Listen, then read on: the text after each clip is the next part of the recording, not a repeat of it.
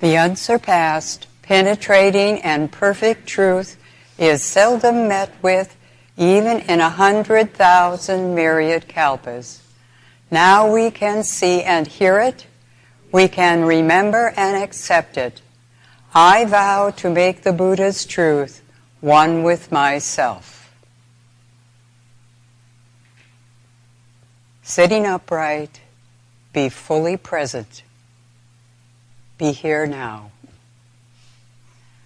Body resting at ease in our meditation posture. Reflect on the deepening silence and stillness.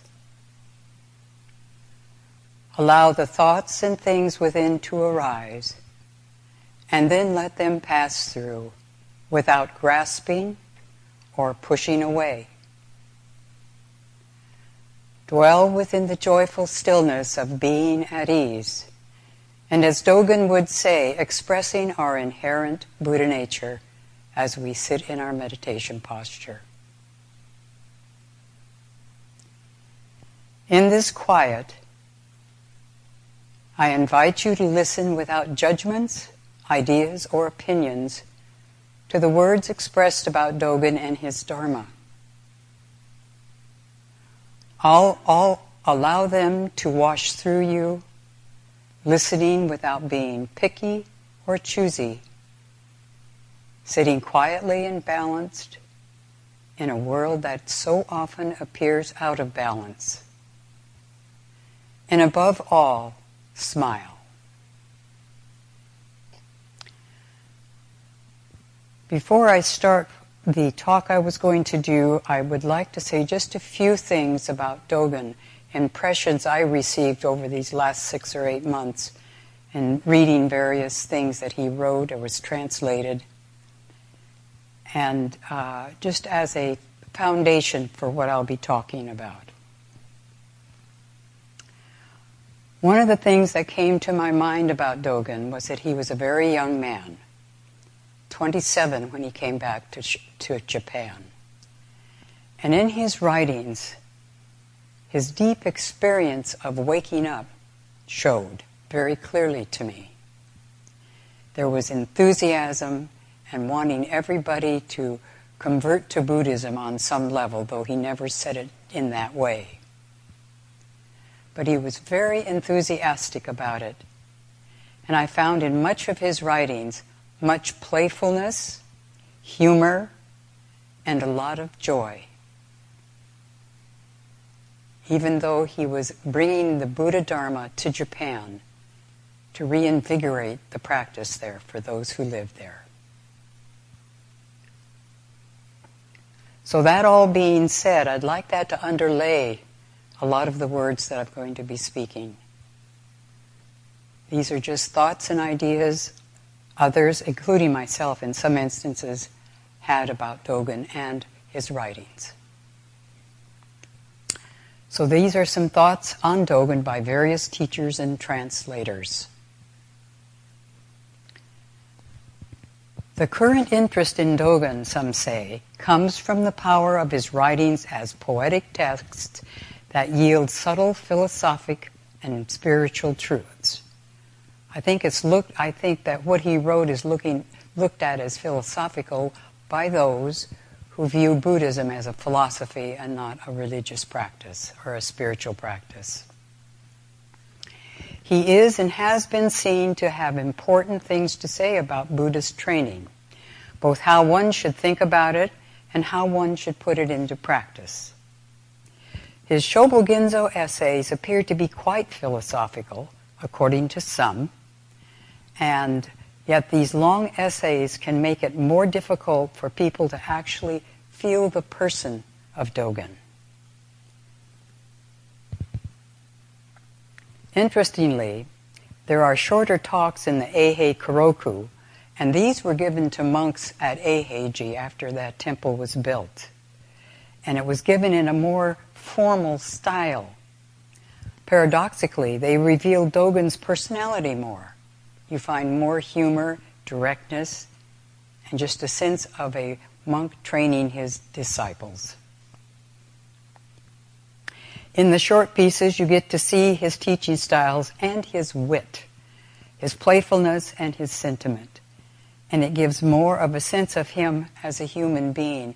And I'd like you all to keep that in your mind, that he was a human being, a fairly young human being, with a bright heart, who had recently had an awakening. Dogen is notable in that he was not just interested in religious doctrine or literary virtue, but was a dedicated meditation teacher, founder and abbot of a monastery that brought a fresh approach to Buddhism in the Japan of his time. He referred to his teachings as authentic Buddhism. It was one of those periods we see a lot of times in the scriptures, the degeneration of the Dharma.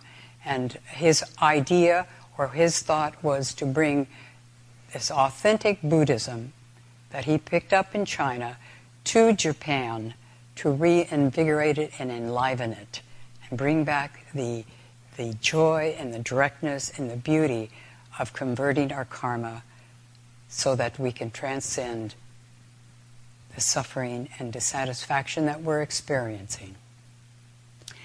His focus was to encourage the sustaining of a specific practice tradition, which we know as Buddha Dharma. And it was that of ongoing awakening or going beyond Buddha. On his journey in seeking the truth, he went to China and found and was awakened through the teachings of the Chinese Chan tradition, through his master Tindo Nyojo, and of course it was called Chao Dung in China. Bringing these teachers to Japan, Chao Dung was translated into the Soto Zen tradition. And again, as I've said, to renew and reinvigorate the Dharma in his home country. That time in history, there was a lot of what they called kind of warrior monks going around and pillaging and raping and doing all sorts of things that one would not think a monk would be doing. But alas, we too are human. Sometimes I think unfortunately, but that's how it is. Now, as a teacher of Buddhist practice, Dogen is known for his emphasis on the attention to details of whatever we do.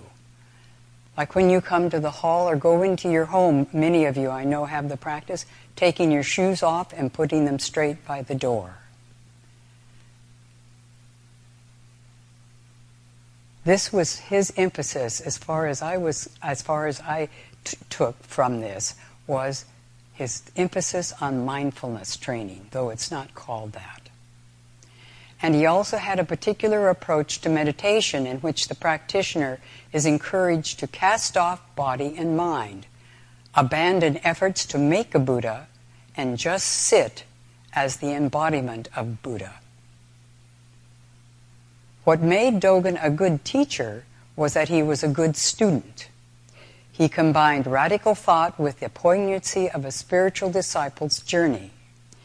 His teaching continuously speaks right to the heart of the matter, that we are Buddha. Through practice, we display our Buddha nature, and the Buddha nature is displayed in our practice. That's one way of putting it. It was said that he had the poet's vastness and the practitioner's commitment to particulars. He was one who had theories about the Buddhist religious life, and Dogen was and is known for his doctrine of the unity of practice and verification. The view that the goal of Buddhism is not a future state of enlightenment achieved through practice, but in the present engagement in practice itself. The Buddhist life is its own reward, beyond which there is no enlightenment, moment by moment. We've heard over and over, we already have what we are seeking. We just need to open up to it and display it. And this is what practice, through following the precepts, practicing the four wisdoms, doing our meditation, being kind to ourselves and others, we can go down the list and that is itself enlightenment. It is said that Dogen set the tone for Japanese Zen. Someone suggested it is a feeling of entering not just the present moment profoundly. It is the sacredness, joy, and awe that comes with just being present. This sacredness is the underlying feeling of Dogen's writing when we view it closely. And I was alluding to this in the very beginning. You see that. And this phrase, the phrase that came to my mind when I was reading this initially, was Reverend Master Jiyu, way back in the early 80s, had a phrase she would use to describe Soto Zen, and that was sanctifying the mundane, living out the life of Buddha in our daily life. In terms of historical development of Soto Zen in Japan, Dogen was much more important, number one, for his training of a fine core group of dedicated and skilled monastic Soto disciples, and two, for his emphasis on precepts and his introduction of the lay bodhisattva precept ceremony, which is used to this very day. There's a full chapter in the Shobogenzo dedicated to talking about this particular ceremony.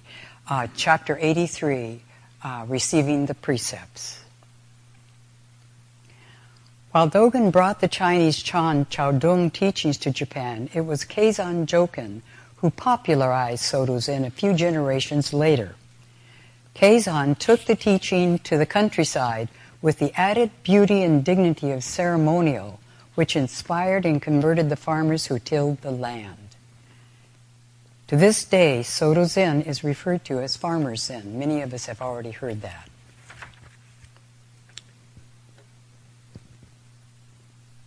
While often poetic and provocative, and I would say enthusiastic, Dogen's writings and teachings also present a perspective appropriate to modern spiritual concerns. And all the things that I'm talking about right now, before I go on, is please take whatever is being said as applicable to yourself and your own training.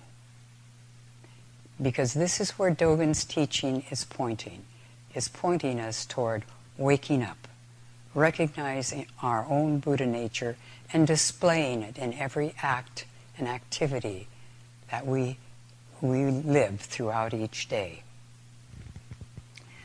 So to go on, his writings are both challenging and sometimes deeply comforting. His radical non-dualism offers a stimulating alternative to our sense of alienation from the surrounding other, and to a consumerist culture that skillfully aims to turn our world and our lives into objectified commodities. His inclusive worldview provides a fresh spiritual context for seeing our intimate connection and responsibility to our life and existence, how we play out our Buddha inheritance in our daily life.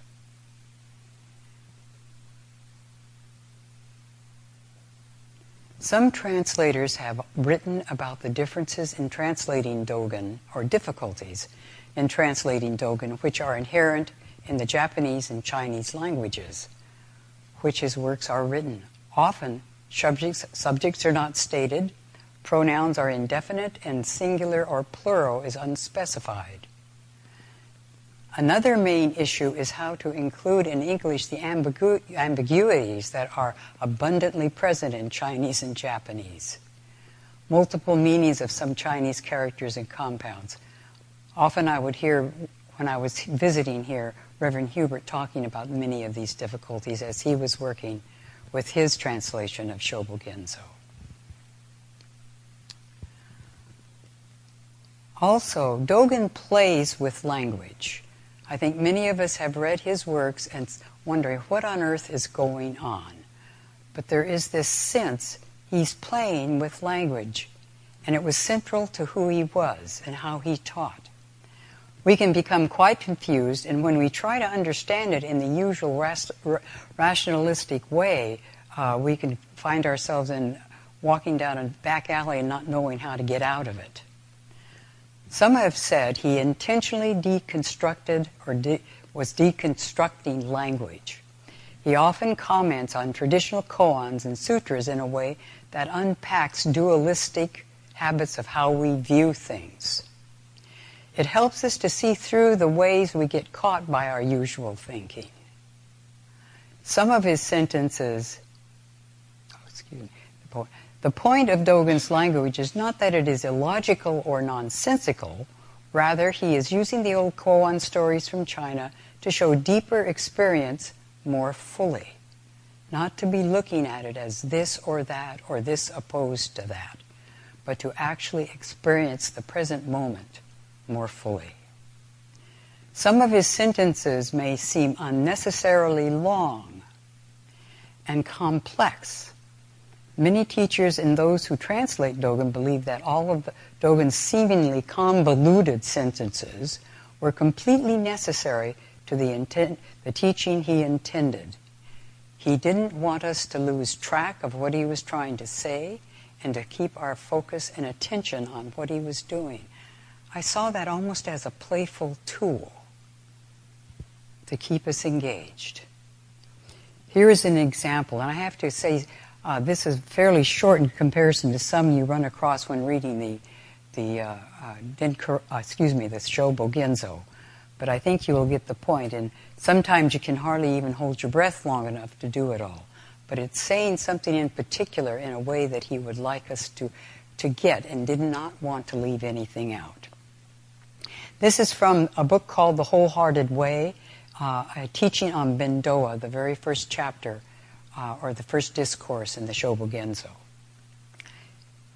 Quote, "At this time, because earth, grasses and trees, fences and walls, tiles and pebbles, all things in the Dharma realm in 10 directions, carry out Buddha work, therefore everyone receives the benefit of wind and water movement caused by this functioning, and all are imperceptibly helped by the wondrous and incomprehensible influence of Buddha to actualize the enlightenment at hand." Now I took about 5 breaths throughout that. But that was a full sentence. And he included everything there. And to stay focused and in the mind of meditation and read something like that, it touches everything that we need to hear.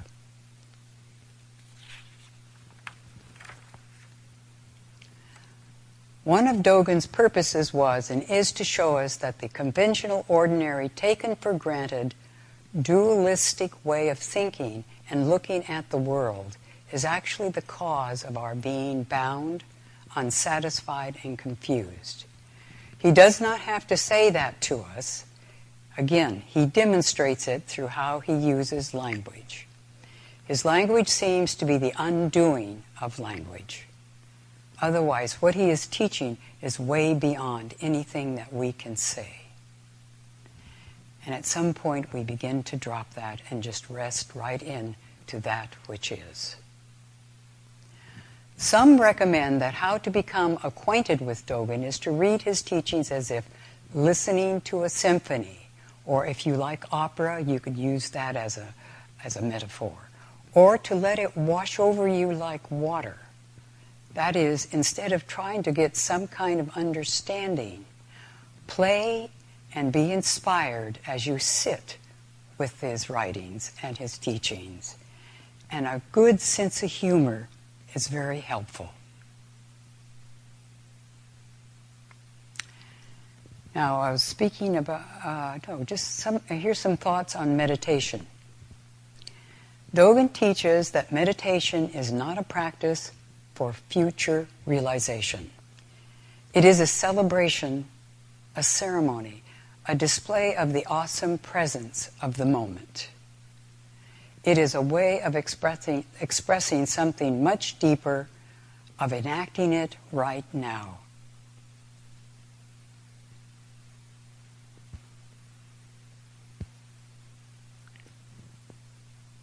Now, some enjoy Dogen's forthright style of proclaiming the Dharma.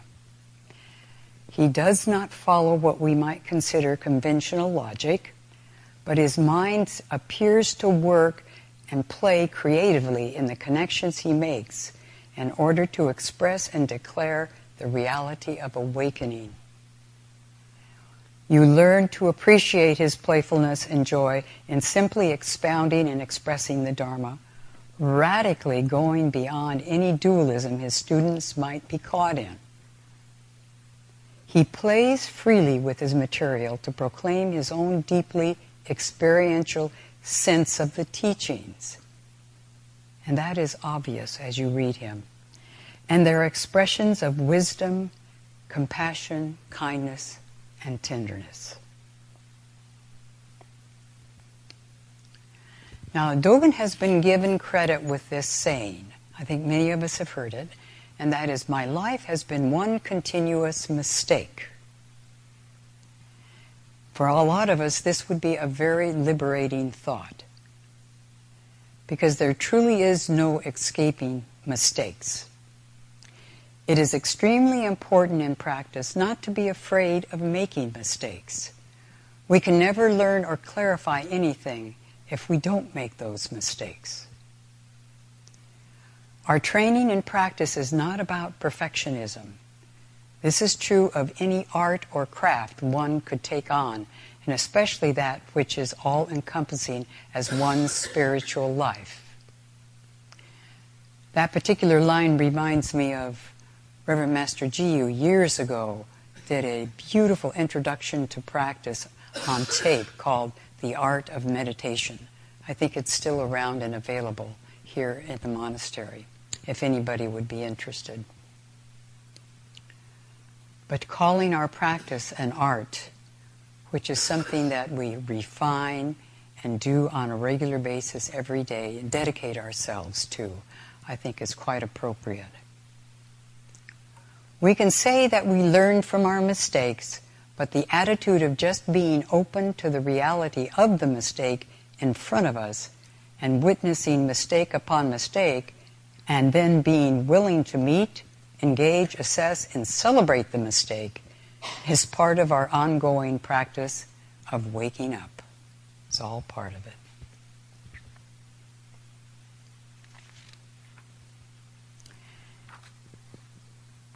When Dogen was talking to his monastic community, this is when, after Eiheiji was constructed up in the mountains, his teachings were very practical, and I would say his teachings are all very practical for each one of us. Laity, monastic, it doesn't matter. It's how and what we're doing.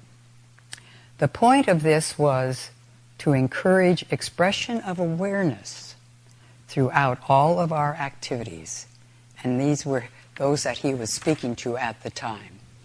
I have a little Dharma Hall discourse from the Eihei Koroku I'd like to give as a small sample of that, the way he taught his monks. It's called The Courage of a Patch-Robed Monk. Dogen says, the courage of a fisherman is to enter the water without avoiding deep-sea dragons. I can understand that. The courage of a hunter is to travel the earth without avoiding tigers. And the courage of a general is to face the drawn sword before him and see death as just like life. What is the courage of a patched-robe monk? Dogen asks.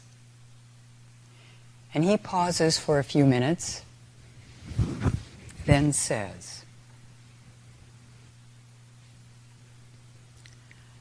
spread out your bedding and sleep. Set out your bowls and eat rice. Exhale through your nostrils. Radiate light from your eyes. Do you know there is something that goes beyond? Again, another pause. With vitality, eat lots of rice, and then use the toilet. Transcend your personal prediction of future Buddhahood, because it's already there.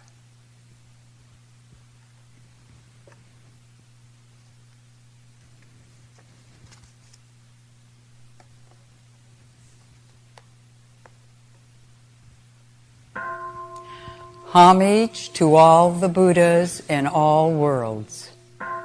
Homage to all the Bodhisattvas in all worlds. Homage to the scripture of great wisdom.